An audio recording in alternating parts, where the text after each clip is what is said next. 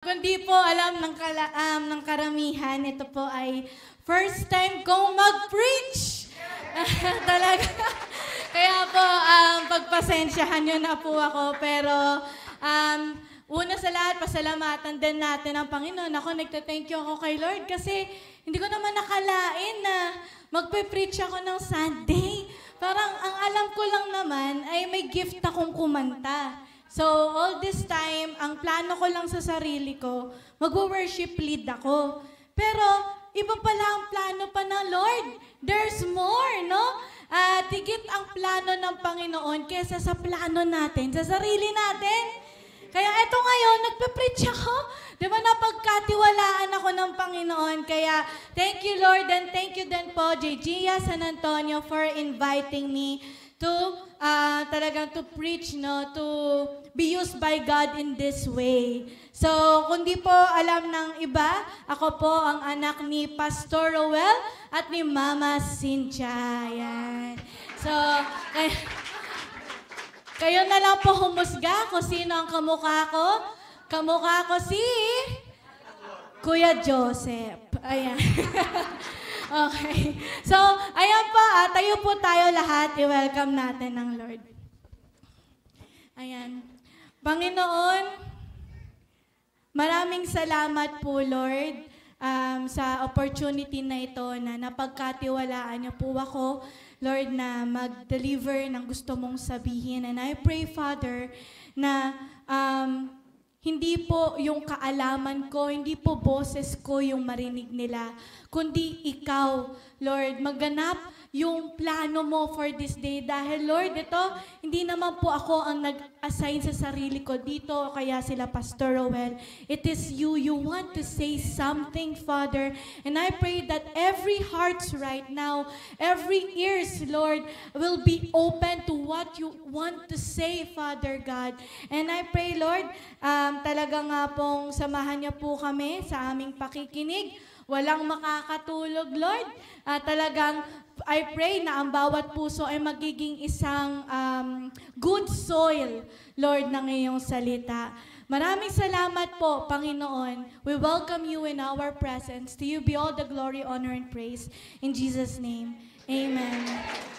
Ayan, maupo na po tayo. Grabe yung energy ng worship team, no? Oo, parang naano ako. Alam ko energetic ako, pero parang na-intimidate ako. So, God bless you po, Kuya Nap, and the whole worship team, even the media team. Talaga pong ranas na ranas namin ng presensya ng Lord. So, ano ba ang gustong sabihin ng Panginoon sa JG San Antonio? Yan, habang nagpa-pray po ako para sa inyo, alam niyo po na puno ng kasiyahan yung puso ko dahil binalik niya po ako doon sa una po yung sitwasyon ng JG San Antonio. Lagi po itong nasi-share ni Papa, no, sa pulpit kung paano nagsimula ang JG San Antonio. Paano? Diba? Saan tayo una? Sa Manukan. Yan. Kung saan walang tiles, walang aircon. Sino pa dito yung nilalamig na? Wala naman. Aba, mga sanay na. Sabi nung JG San Antonio, sanay na kami, Tesara. Ito na yung normal namin. So, ayan, may aircon. Tapos ito, natutuwa ko, level up, humaba yung stage. Tapos, meron ngayon drummer, Kuya Jaymar. Alam nyo, ang tagal-tagal namin pinag-pray yung drummer. And then, ang dami pa. May monitor pa sa harapan. Tapos, may second service pa kayo. And natutuwa ko kasi kahit nahati kayo sa dalawa, puno pa rin ng church.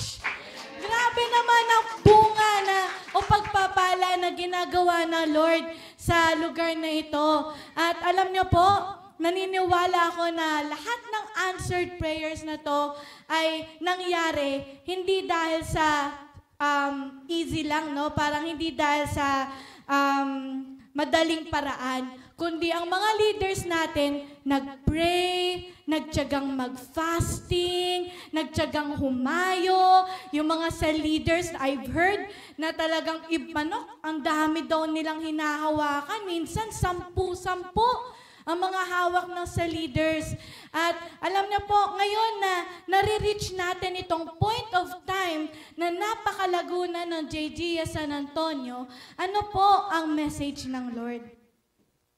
Ayan! So, hindi ako sanay. Napapalibutan ako ng mga TV dito. Ayan, para akong artista, char. So, ayan, don't stop. Pakisabi nga po, don't stop. Don't stop. Kapatid, sinasabi ng Panginoon, huwag kayong tumigil. Yung mga ginagawa nyo before, huwag nyong itigil. In a positive way, keep going. Pakisabi nga po, ayun. So alam niyo po, isa sa mga magandang katangian ng Bible is that it doesn't just teach us about spiritual things. Ang Bible po ay puno ng karunungan. Ito ay puno, kapag binasa ng binasa, magiging matalino ang tao. Naniniwala ba kayo doon? Lalo sa Proverbs, no? At alam niyo po, actually, nag-confirm yan nung meron ako nabasa sa Bible na dahil sa utos na Lord, sabi na Lord, gusto niya makilala ang tao niya na tao na mga marurunong. Kaya kapatid, ang kalooban sa iyo ng Lord, higit sa plano mo, sa sarili mo. Ang kalooban sa iyo ng Lord, maging marunong, maging matalino. At ano ba ang wisdom ng Lord ngayon? Spiritually and sa buhay. Marerelate natin ito, pati sa buhay natin. So, meron pong 3 stages na nireveal sa akin ng Lord kung saan ay ang tao na pupush siyang mag-give up. No? Kayo ba? Ako hindi ko alam ang mga sitwasyon nyo. Pero alam kong hindi madali ang karamihan. Kanina may napag-pray ako, ang bigat-bigat ng sitwasyon niya. At kung wala siya sa Panginoon, malamang parang nagpakalamon na siya sa kanyang mga alalahanin, nagpakalamon na siya sa kanyang kalungkutan. So, meron 3 punto ang tao na kung saan nako-consider niya na mag-give up. Unang punto ng buhay natin na gusto na nating mag-give up is during the process. Yung time na nasa proseso tayo.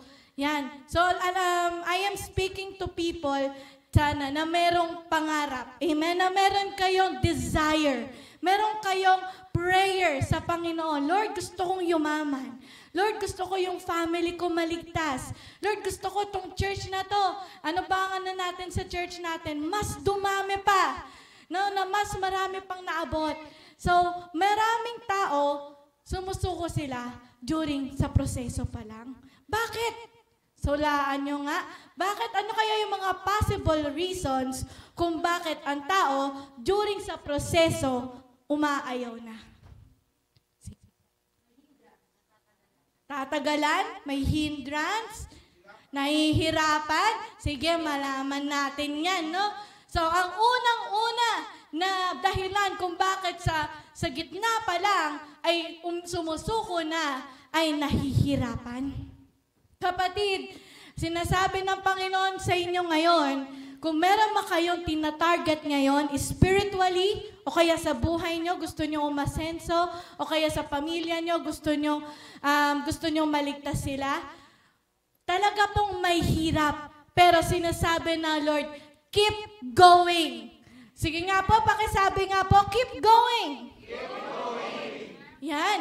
Kapatid, normal po ang mahihirapan tayo kapag meron tayong inaabot or meron tayong pangarap. Lalo na kung malaki yung pangarap mo, kailangan, inevitable po na nahihirapan tayo.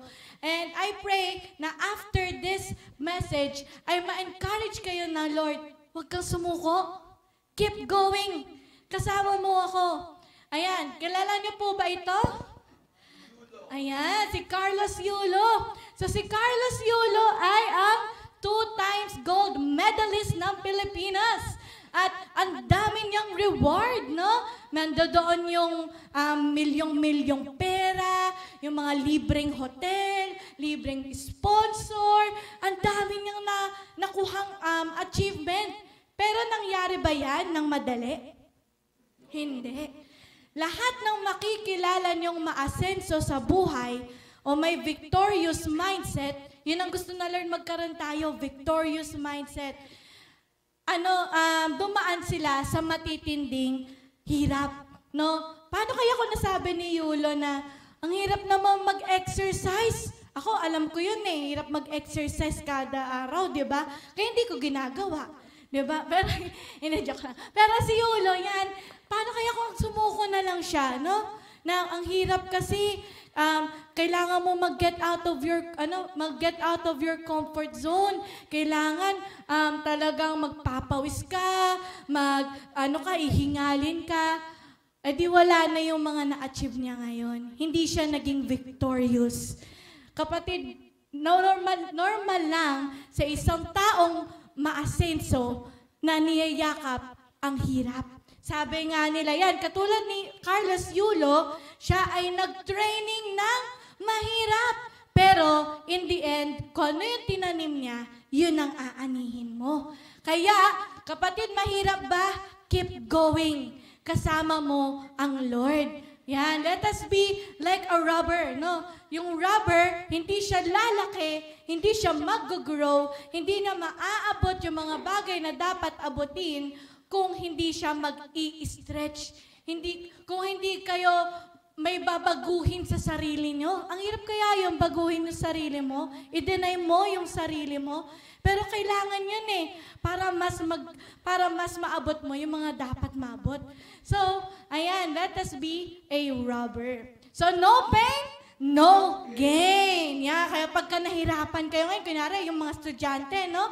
Nag-aaral kayo ngayon. Pero alam nyo, after nyo ng pag-aaral, yung hirap nyo, talagang maaani nyo yan. Magkakaroon kayo ng magandang record at mas mabilis kayong matatanggap sa trabaho. At kapag ka may trabaho, merong pera. May sweldo. So, ayan. Pero anyways, no pain, no gain. Kahit nga sa Bible sinasabi na Lord, Romans 5:3-5. Nagagalak din tayo kahit na dumaranas tayo ng mga paghihirap. Yan, no? Dapat daw maggalak sa paghihirap dahil natututo tayong magtiis. Okay pala yun kapag meron tayong endurance. Alam natin na ang pagtitiis ay nagpapabuti sa ating pagkatao. O yan. At kung mabuti ang ating pagkatao, may pag-asa tayo na makakabahagi tayo sa kadakilaan ng Diyos. Yan. Spiritually and also sa buhay natin, we can apply na ang hardship ay opportunities to grow. Amen? So, ayan, kabiguan? Ate, nabigo na ako Ayoko na. Kasi natalo na ako Kapatid, sinasabi na Lord, keep going. Sabihin nyo nga, keep going. Keep going. Keep going. Bakit? Good news. Ang kabiguan ay hindi katapusan. Masayang magbasa ng, sabi nga ni Papa, ng mga buhay ng taong mga maasenso sa buhay. Kasi marami kang mapupulot. And one of the things na napansin ko po sa mga buhay ng mga maasenso sa buhay, pati kunyari sila Bill Gates, yan. Diba? Sino pa bang mga maasenso? Manny Pacquiao, si Elon Musk, yung may-ari ng SM, si Henry C. Lahat sila, una, ay mga nabibigo. Isang beses, hindi. 2 beses, hindi. Maraming beses. Ang defeat, yan ay part ng ating success.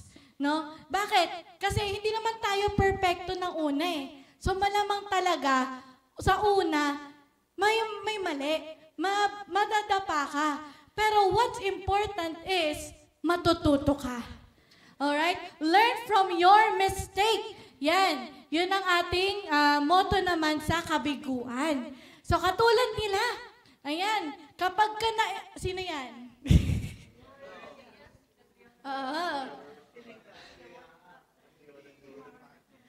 Yeah, mga Miss Universe natin, no? Si Catriona Gray, ang pinakasikat. Siyempre, Siyempre, in-include ko na si Gloria Diaz kasi yun yung mga kapanahunan ko kasi. So, ayan, kapag ka napakinggan niyo po sila, actually, lagi nila sasabihin sa inyo, hindi sila nanalo sa isang try lang. Lagi silang natatalo. Pero sumuko ba sila? Hindi. They learn from their mistakes. At ngayon, si ating Catriona Gray, siya ngayon ang parang standard sa Miss Universe. Kaya kapatid, keep going. Sige nga po, pakisabi, keep going. Keep going. Ayan po. So, number 3, kawalan ng vision or goal. Isa to sa pinaka-importante kung bakit ang tao tumitigil na sa proseso. Una, wala siyang vision. Bakit ba ako maghihirap? Bakit ko ba ito titiisin? Para saan ba to? Kung wala po tayong vision, wala kang dahilan or wala kang pupuntahan, bakit mo ginagawa mga bagay, hindi ka magtitiis. Hindi ka lalaban. Diba? Parang bakit ako magtitiis ng ganito? Para saan ba to? Kaya kapatid, mahalaga na alam mo saan ka pupunta. Mahalaga na alam mo bakit mo ginagawa ang mga bagay na ito. At kung alam mo, kunyari ako sa worship team. Yan. So sa worship team po, hindi na naman po talaga madali. No? Sa church po, sa main po, medyo every Sunday po halos nagpa-piano po ako. And then medyo busy po kami, madami pong events sa main. So meron kaming Thursday practice, meron kaming Friday, prayer meeting, meron kaming halos whole day na Saturday, and then meron kaming Sunday. Yan, ako, umaga pa lang, nasa church na. And then ngayon, nandito naman. So, hindi po siya madali. Pero masaya po ako, fulfilled po ako. Pero bakit ako masaya despite sa pagod, despite na medyo mahirap, it is because of my vision. Meron po akong gustong mangyari. At yun ay mahayag ang kagandahan ng Lord through music. Mahayag ang kagandahan ng Lord through my life. Kaya po kahit mahirap, kahit na nakakapagod, tuloy lang. Kasi alam ko kung bakit ko ginagawa ito. So aking mga kapatid, my brothers and sisters, hindi ko po alam kung ano ngayon ang nagkakos sa inyo ng ano yung pinagdaraanan nyo na mahirap. Pero alalahanin mo, para saan mo ginagawa yan? Yun ang magbibigay sa inyo ng strength. Yun ang magbibigay sa inyo ng direction. Kung worth it ba yung pinaghihirapan mo, yun, isa pa pong importante yun. Yung vision ba na meron ka ay sa Panginoon. Baka going ka ng going, pero hindi pala yan yung sinasabi sa iyo ng Lord. Meron kasi, hindi lahat kasi ng vision ay maganda. No? Yung iba, kunyari, paano kung ang vision mo, yumaman ka sa pamamagitan ng drugs? I-encourage mo ba yon? Drugs yon. Hindi, di ba? So, hindi lahat ng vision ay tama. Kaya importante ang devotion. So, pakisabi nga po, devotion. Ayan po. So, nagda-devotion ka ba, kapatid? Kailangan tayo ay nakikinig sa Lord. Dahil sa Lord natin, maririnig ang tamang daan, ang tamang paraan. Alam nyo, ang Lord, mahal kayo. At may care din ng Lord sa gusto mong mangyari, sa mga desires ng puso mo. Kaya huwag kayong mag-alala na baka pag sinunod ko si Lord, yung mga gusto ko, lahat yun mawala. Maybe yung iba kung hindi siya makakabuti sa'yo. Pero kung makakabuti naman siya sa'yo, hindi naman aayaw ang Lord. No? At ililid ka niya in the best way para pumunta dun sa gusto mo. Kaya mag-devotion ka. Hayaan mo ang shepherd ang manguna sa'yo. So again, kailangan po meron tayong vision or goals. Or else, yung paghihirap, yung kabiguan, babagsak tayo doon dahil para saan pa? Bakit ako nagtitiis, no? So, ayan po. And lastly, katulad po na sinabi kanina, katagalan. So, Alam ko po, meron dito na may mga pangako ang Lord. Di ba po, kunyari, nangako ang Lord sa inyo ng bahay. Sabi ng Lord sa akin, pagpapalain ako ng bahay O kaya ng kotse. Alam niyo po ba kami, ang tagal-tagal namin nag-pray ng kotse. Ilang years. Pero ngayon po, ini-enjoy na namin after ilang years kaya natin pinag-pray yun. Mga 10 years ba? Ganon. Pero, ayun, alam niyo minsan, kaya po pinapatagal ng Lord kasi kailangan niya po muna kayong i-prepare sa answered prayers nyo. Dahil mamaya po, i-explain ko bakit ganon. Kailangan ng preparation. So anyways, kapatid, kung natatagalan ka ngayon, iniisip mo, nakalimutan na ng Lord, anong sabi ng Panginoon sa Jeremiah 1:12? Pakibasa na lang po. 1, 2, 3, go!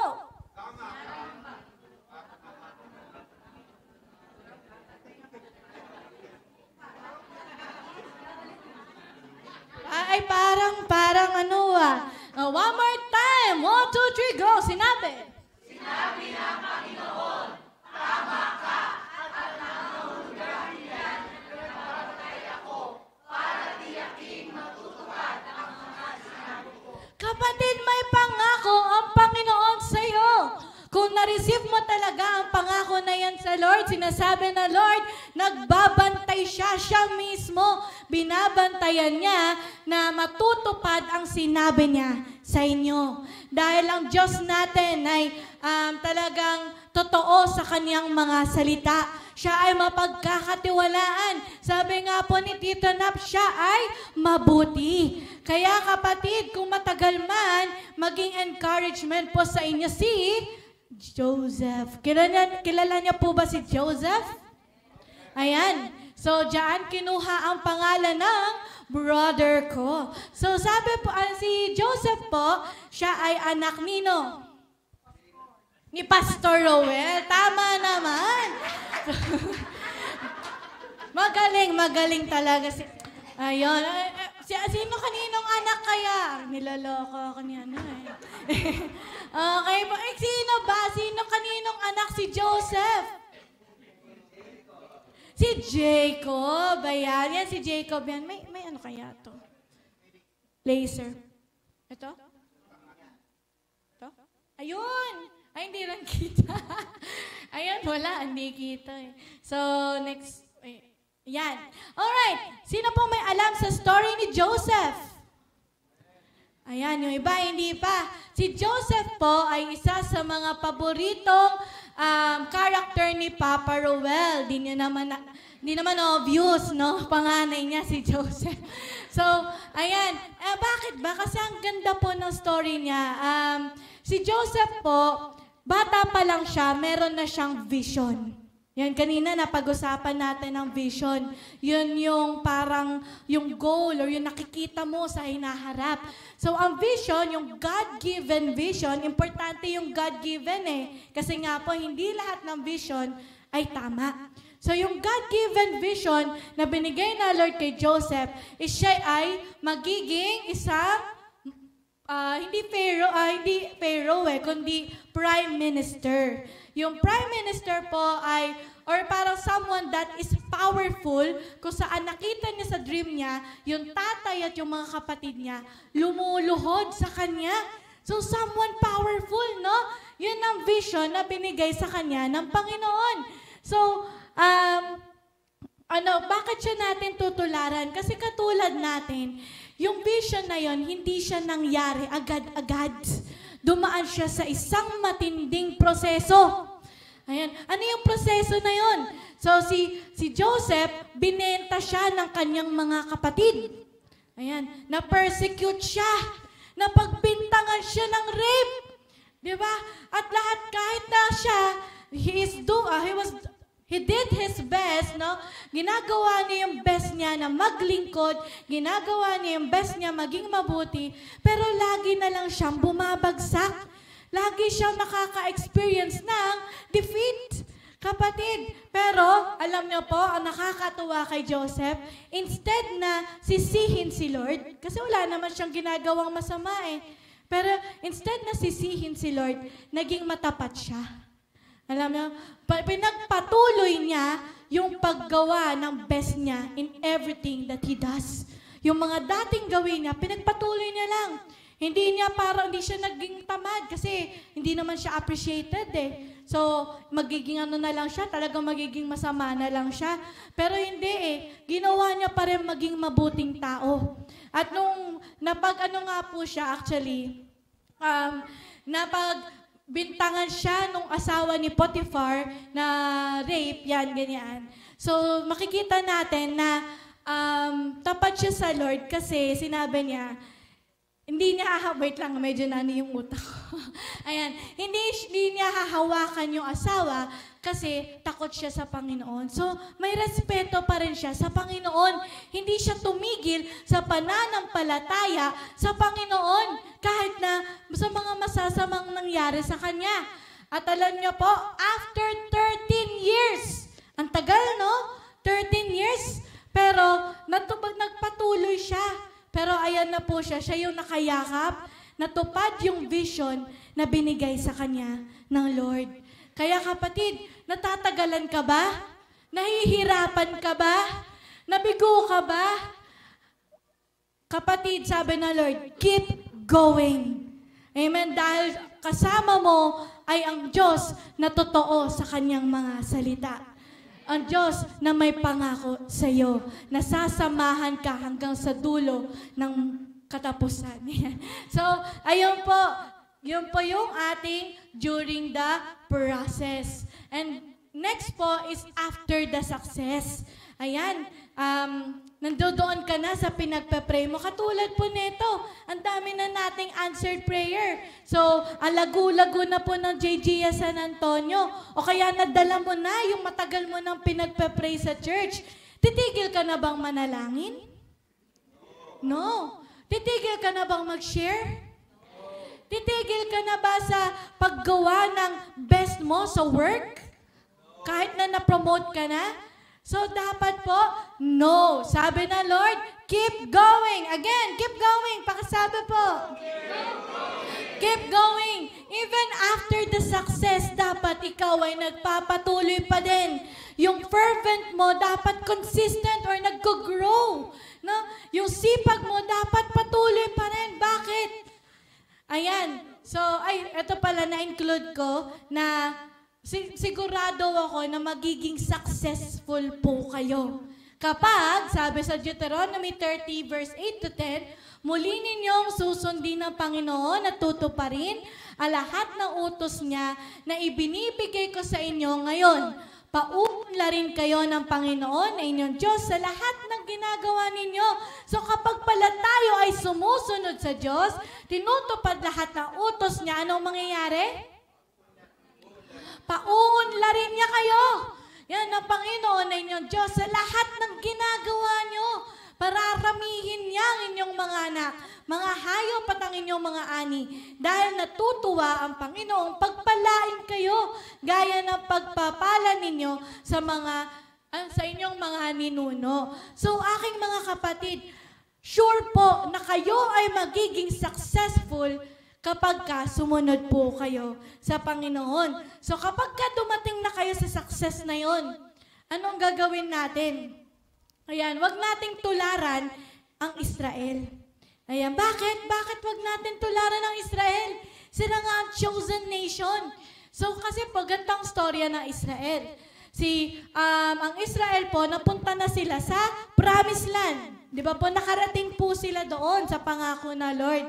Pero, itong problema, sabi na Lord, mamuhay kayo ayon sa kanyang mga utos. Sa ganoon, sasagana kayo at habang buhay ninyo sa lupaing sasakupin ninyo. So sabi, sumunod daw sila sa mga utos. Noong una, nung papunta sila sa Promised Land, talagang dependent sila sa Lord.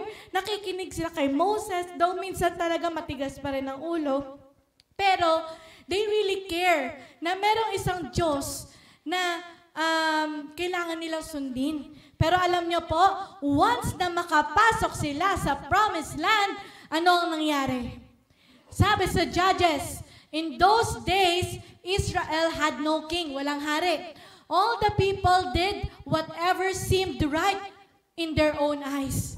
Nagsari-sarili na sila. After nilang makuha yung gusto nila na promised land, iniwan na nila ang Lord. Hindi na sila nagpatuloy sa pagsunod. Hindi na sila nagpatuloy mag-pray. Hindi na sila nagpatuloy sigurong mag-Sunday service, ganoon. So, yung mga dati nilang ginagawa, tinigil na nila. They did what is right in their own eyes. At dahil doon, ano nangyari? Pinarusahan sila ng Lord. So, yung promised land, kinuha ulit ng Lord. Kaya palang gawin ng Lord yun, no? Yan na yung pinagpe-pray mo, babawiin ng Lord. Kapag ka, hindi mo, parang kapag ka yan pa yung naging cause ng paglayo mo sa Kanya. Ayan. So, kaya kapatid, kahit na nakuha na natin ang ating answered prayers, the Lord is saying, keep going. Sabi niyo nga po, keep going. Keep going. Kapatid, hindi porket, kunyari, napao mo na ang nililigawan. Actually, ito po yung isa sa mga umano talaga sa isip ko, no? So, kapag ang lalaki kasi nanliligaw, lagi na lang, di ba, the best foot forward. Lahat gagawin. Ayun, naalala ko si Kuya, lahat ng tsokolate namin, o kaya yung mga binabake ko, nawawala kasi nandoon kay Ann. No? So, may pinaggayahan yung tatay niya. Di ko na lang sasabihin.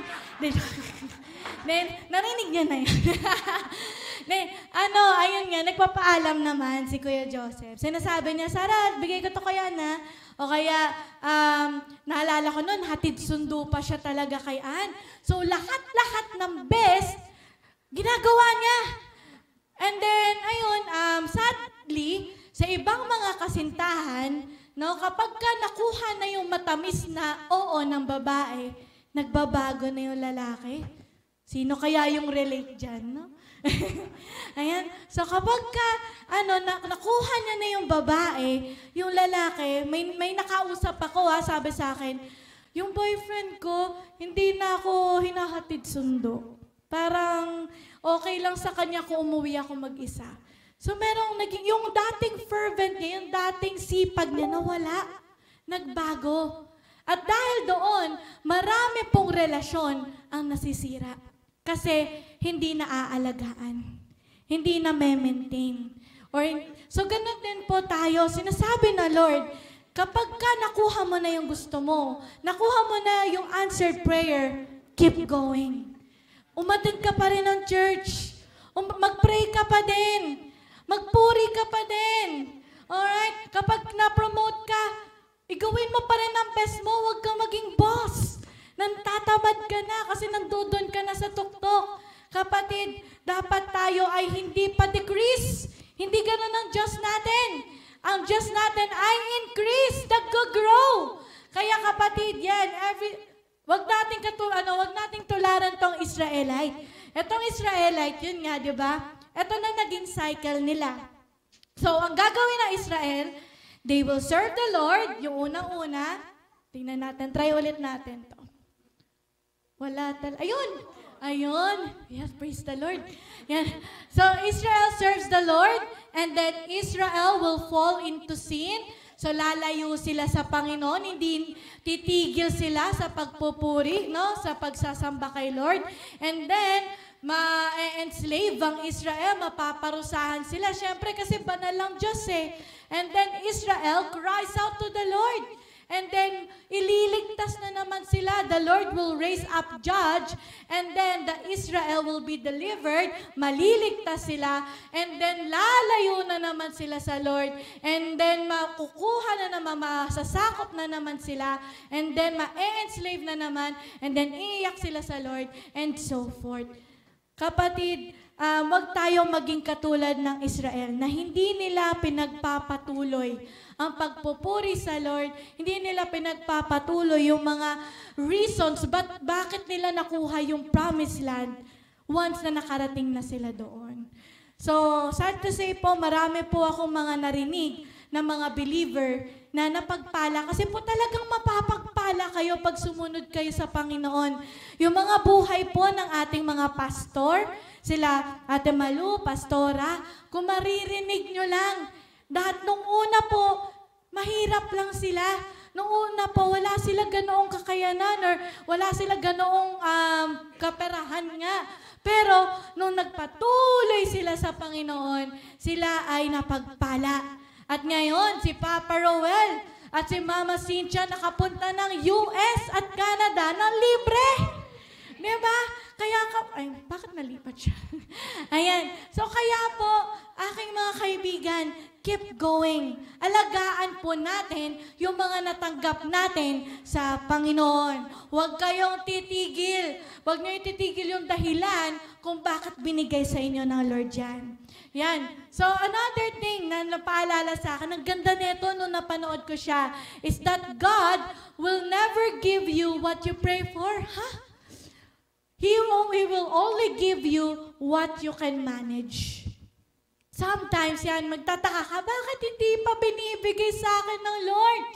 Aside sa right timing, of course, minsan kasi hindi mo naman kasi mamamanage, hindi mo naman maaalagaan. Mahalaga sa Panginoon na naaalagaan natin yung mga pinagkakatiwalaan niya sa atin. Ano ba ang pinagkatiwala sa inyo na Lord? Talento ba yan? Magaling ka bang mag-pray? Magaling ka bang mag-worship? O kaya talent na singing, drawing? Ayan, pagtuturo. Pinagkatiwalaan ka ng Panginoon. O kaya magaling ka mag-invite? Magaling ka mag-encourage? Alam nyo, pinagkatiwalaan kayo na Lord. Pero pwedeng kunin ng Lord lahat ng pinagkatiwala niya kung hindi mo aalagaan. Katulad sa tatlong servant, alam niyo yung tatlong servant na binigyan ng talento? 'Di ba? Yung isa hindi niya napalago eh. Hindi niya na manage ng mabuti. Inano niya lang sa lupa, binaon niya lang. Binawi ng Lord. Pero yung dalawa na napadoble yung binawi sa kanila, nagbigay pa ang Lord ng madami o ng more. Kaya gusto niyo po bang mapagpala? Amen! So, alagaan mo ang pinagkatiwala ng Panginoon sa inyo. Keep going. Kahit na nakuha mo na ang matamis na oo, kahit nakuha mo na ang promise ng Lord o yung answered prayer mo, keep going. Huwag tayong tamarin. So, yan, sabi na Lord, magaling. Isa kang mabuti at tapat na alipin dahil naging matapat ka sa kakaunti, ipinagkatiwala sa iyo, ipapamahala ko sa iyo ang mas malaki pang halaga. Mas malaki. Halika't makibahagi rin sa aking kaligayahan. So, sino dito ang aalagaan niya lahat ng pinagkatiwala sa kanya na Lord? Amen! So, kapatid, don't stop. JJ San Antonio, sobrang bless nyo. Sobrang nakita ko ang pagtitiwala na Lord dahil nagdala pa siya ng maraming kaluluwa. Nagdala siya ng mga instrumento. Ngayon, online na kayo. Alam nyo po, laki ng pinagkatiwala sa inyo na Lord. You need to manage it. You need to maintain it. Kailangan wag kayong parang sa slack, magi-slack. Dapat kayo ay meron pa rin, you're doing your best. Meron pa rin kayong vision to grow. So, ayan ang after the success. Ito po, last nating point is during the difficult times. Ayan. So, ilang oras na lang po ba ako meron? Patapos na? Ay, oh my gosh. Ayan. So, during the difficult times, ayan, alam niyo naman po ang panahon natin ngayon. Yan po, meron tayo sa West Philippines, yan, yung China, yung tension. And then, meron po ito, yung Olympics. Ayan, minamak si Jesus. And then, hindi lang po sa ibang bansa, kahit po sa Pilipinas, ito na po ang mga nangyayari. So, ang SOGI bill, yan po ay bill kung saan pwede pong makulong ang mga pastor. Kasi nakalagay po dyan, once na feel nung mga member ng LGBTQ na na-o-offend sila sa'yo, then pwede ka nilang ipakulong. So, hindi po siya okay. Mahal natin sila, kaya lang yung mismong batas ay hindi po safe, no? So, ayan, and then ito po, huwag niyo pong ipapanood yan. So, ito na po ang panahon natin. Dito po sa Dear Satan na palabas, they will show na si Satan ay may puso. Eh kapatid, si Satan ay hindi tao. Siya ay isang demonyo. So ngayon, ipapalabas syempre dyan na si Satan meron siyang parang goodness pa sa kanya. They will mellow yung image ni Satan na masama. Kaya ngayon, hindi siya maganda kasi ang mga mundo, i-impluensyahan nila na i-take lightly si Satan. Kapatid, yan na po ang nilalakaran natin. We are in the difficult times. And the Lord reminded me to be like Daniel. Ayan. So si Daniel po, katulad po siya, parang darating po kasi tayo sa punto na marami na po ang hindi talaga matutuwa sa sa mga Kristiyano, no? So nasa end times na po tayo. Ayan na nga po, sa ibang bansa hindi na para bang okay or hindi na ganoong appealing ang maging Kristiyano doon. Imamak ka na nila, sasabihin nila judgmental ka. For in fact, kaya lang natin sinasabi kasi totoo ang impyerno. Kapatid, totoo po na may parusa, kaya sinasabi natin na mabuting balita. Amen? Dahil gusto natin silang maligtas. At dahil din, naniniwala tayo na kapag ka-share natin sa kanila yung mabuting balita, magiging maginhawa ang buhay nila. Na magkakaroon ng kasagutan sa problema nila. Kaya po tayo nag-go and bear fruit and have our fruit remain. So, sa panahon ngayon na marami na pong mag-a-arise na opinions that is against sa Bible, let us be like Daniel. Si Daniel po ay nasa panahon na nasakop po sila ng Babylonia at ang Babylonia ay meron pong ibang Diyos. So, si Daniel po, doon sa time niya, kaya siya nasa mga leyon, pinagbawal ang mag-pray. Pinagbawal ang sumamba sa Diyos natin ngayon. Pero pumayag ba si Daniel? Hindi. Nag-pray pa siya. Binuksan niya pa yung bintana. Pinakita niya pa. At dahil doon, tinapon siya sa leyon. At yun nga po, naging safe siya. Nakita nung hari. And then nagkaroon po ng malaking pagkilos doon sa Babylonia. Sinabi ni Nebuchadnezzar sa sambahin yung Diyos ni Daniel. Mula noon. So, ano po yung gagawin natin? Ano po yung tutularan natin kay Daniel? Kapatid, hindi ko na po itatago sa inyo. Ang Bible po, sinasabi niya anong mangyayari. Dahil ayaw na Lord na tayo ay hindi handa, na hindi natin alam ang mga nangyayari. At sinasabi na Lord, kung dumating man tayo sa isang sitwasyon na medyo challenging bilang Kristiyano, let us be like Daniel. Keep going. Wag tayong mag-compromise. Wag natin isuko ang prayer. Wag natin isuko ang worship. At alam nyo, si Daniel, despite na hindi siya bumigay doon sa hari, naka-experience siya ng promotion. Nagpagpala po si Daniel. At kung babasahin niyo po ang buhay ni Daniel, it is full of miracles. It is full of wonders na yung madami siyang haring pinaglingkuran at sila ay mga talagang may respect kay Daniel. So kapatid, pwede tayong pagpalain ng Lord kahit na napapaligiran na tayo ng kasamaan. Kahit na napapaligiran na tayo ng mga against sa atin. Dahil ang pagpapala po ay nanggagaling sa Lord, hindi sa mundo. Okay, ang promotion po ay nanggagaling sa Lord, hindi sa mundo. Kaya kahit na madilim ang panahon, si Daniel nagliwanag. Amen? So, kapatid, pakisabi nga po, keep going. Keep going. So again, don't stop during the process or the battle. Don't stop after the success. Don't stop during the difficult times. Alright? So, in good way, keep going. Pakisabi po ulit. Keep going. Yan, keep going. Saan daw? Basa po yung una. During the process. Pangalawa. Pangatlo. During the difficult times. Okay, so are we going to keep going? Amen. So wag tayong titigil. At sinasabi po na Lord, yung mga hindi nyo pagpigil, yan ay pagtatanim na aanihin natin sa tamang panahon.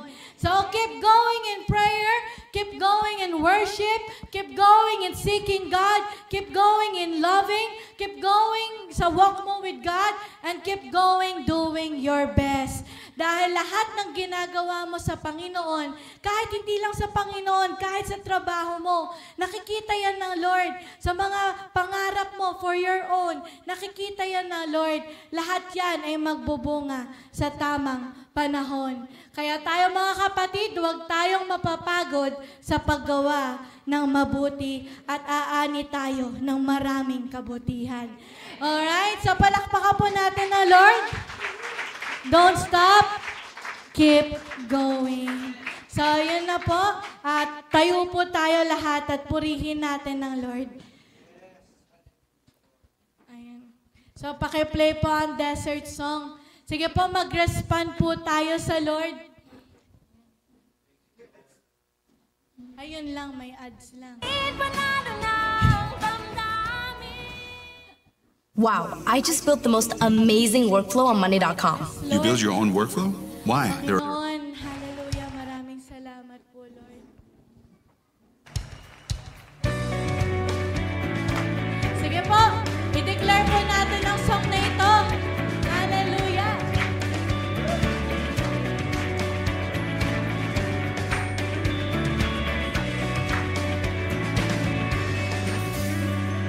This is my prayer in the desert, when all that's within me feels dry.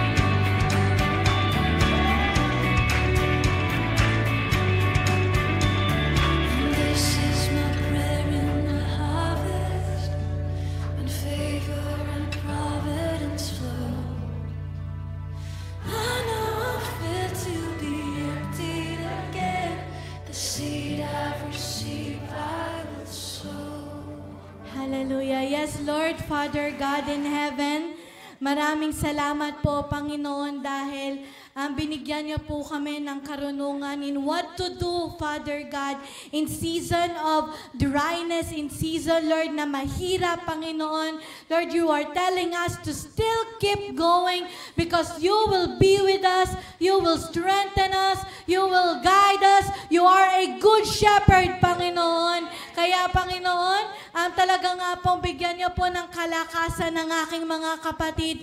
Ano man ang pinagdaraanan nila papunta sa mga promised land nila, Father God, or sa mga prayer items nila, ikaw po ang maging karunungan nila at maging gabay. And Lord, for some who are, Lord, natanggap na ang kanilang mga prayer items, I pray that you will also give them wisdom to manage it and to make it grow, Panginoon. Lord, maluwalhati ka, Panginoon. Thank you, Lord, dahil you are transforming us from glory to glory, O God. Thank you, Lord, for transforming us, Lord God, na magkaroon kami na katulad mo na victor mindset, Panginoon. Maraming salamat, Lord, pagpalain mo ang bawat isa. In Jesus' name, amen.